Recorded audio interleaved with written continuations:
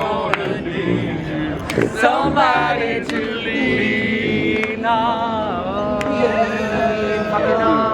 that was your break. Nice. That was Right, yeah, that's right.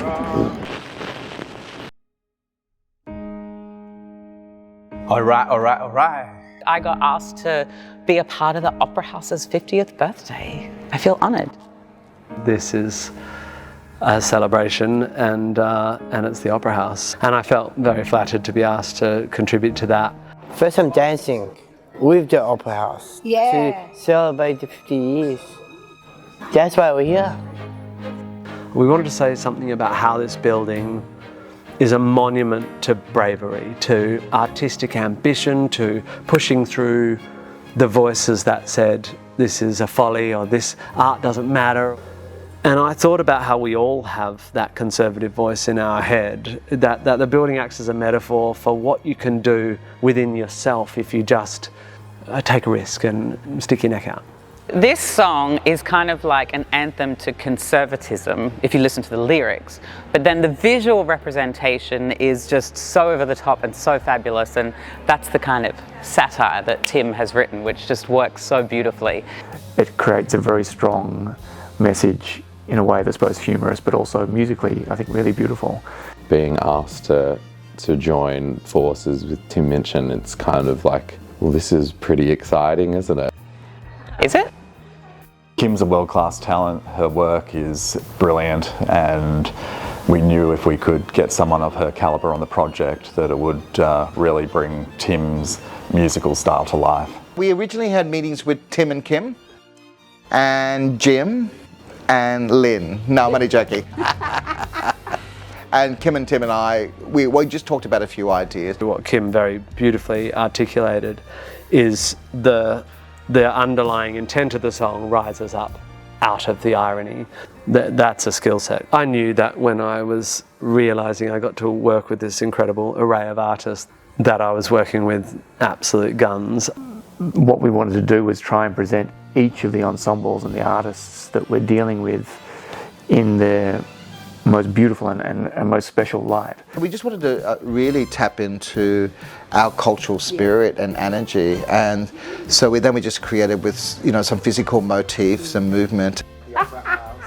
Lady in red. It's a huge honour to be able to just get glimpses of these artists. The ballet dancers, Hugh and Katie, it's just like, oh my God, I get to work with these people who have honed a craft over decades. It's just gorgeous to be a part of, and just watching the filming today and seeing like all of the brown suits and the textures and the concrete and the wood and everything in here, it just like, it's such a rich palette and it just looks so like gorgeous. It was when we started working with the dancers and some of the material that Kim was getting and the way she was using dance to really bring out the architecture of the building. It really has, this entire project has made me fall in love with the house in an entirely new way, and I sort of felt like someone who knew the house quite well. The day's going amazing, like the atmosphere, the vibe, it's all there. Waiting for camera rolling and action, so it's been fun. We're still going. I'm about to go to the concert hall and stand on a piano. We're gonna get this shot, so follow me along now and let's go get the shot. Are you coming? My introduction is starting to pull at that thread of satire and show what's going on beneath the surface of it. Getting to have that little explosive cameo has been such a joy. Today we've been filming one of the indoor scenes on the staircase. Tim's coming through the tunnel and I'm sort of, being glamorous on the outside. I must admit, my favourite shot in a sort of sexy opera house way is the drone shot with Cathy and William on the sails. Being on top of the sails of the opera house, we're performing Tim Minchin's work, and with Cathy as well on the other sail. So we're hey young Cathy. Members of the Kalkatunga tribe presented this didgeridoo to me as a gift. So it's special to have this didgeridoo with me from my own country. Just shows the spirit of music sharing amongst all nations. I got to perform in front of the Olsen mural, and today I was with Tim on the organ. So the Philharmonia choir, they provide the role of a Greek chorus, really all the way through. And you get such a warmth and such a sense of scale from working with a group like that, but also that particular ensemble, there's such joy in that group and they've been so wonderful to work with. It's really nice to hear a bunch of beautiful voices in harmony singing behind you. The SSO, it's an interesting part of the song because they come in over the line, you've got to play it safe.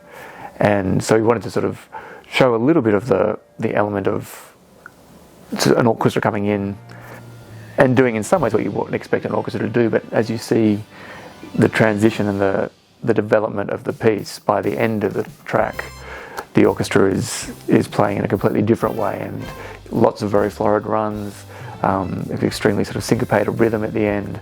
So you hopefully see a transition for the orchestra, and they're playing all the way through. Then you've got an ensemble like the ACO, a world-class chamber orchestra, and try to find something within the song that they could do that could play to their strengths. I love that bit. That was super cool. They all were playing it for real during the filming, even though the recording had already been done. And then I did a bit of a razzle-dazzle. Dancing on the stairs of the opera house. I'm so looking forward to that one because I like to dance outdoor.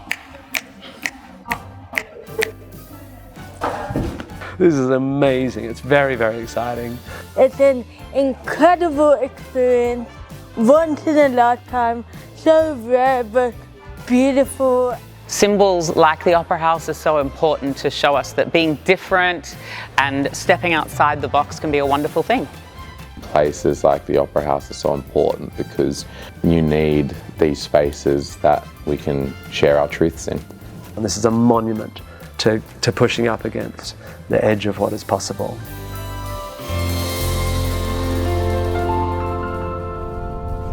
Thanks. That was fun. That was fun though. Put that in your documentary and smoke it.